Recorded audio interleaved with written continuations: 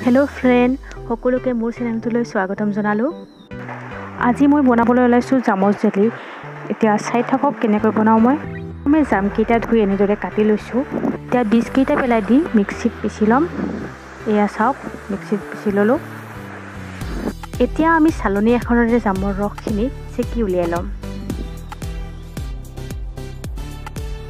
যোনে যোনে মোৰ ভিডিঅ'টো চাই আছে তেওঁলোকে লাইক কৰক আৰু চেনেলটো সাবস্ক্ৰাইব কৰিবলৈ নাপাহৰিব আৰু লগতে থকা বেল আইকনটো দবাই দিব।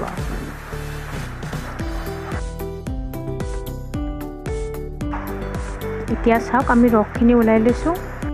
এতিয়া এই ৰসখিনি আমি সসপেনত উতলিবলৈ দি ভালদৰে লৰাই ৰাখিব লাগিব।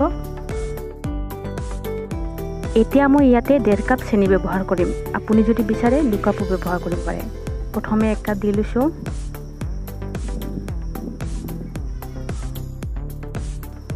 এতিয়া এইখিনি লৰা কিনে আধা কাপ চেনিটো ইয়াতে একেবাৰে ঢালি দিম।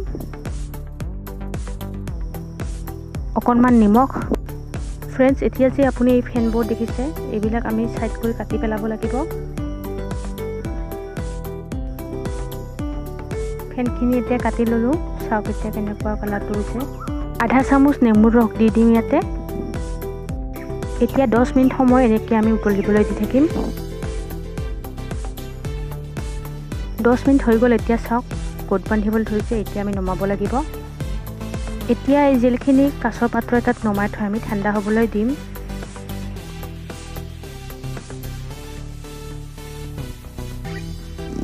জেলিখিনি ঠাণ্ডা হোৱাৰ পিছত এতিয়া চাওক ফ্ৰেন্ড, এতিয়া এই জেলিখিনি খাবৰ বাবে একদম ৰেডি হৈ গৈছে।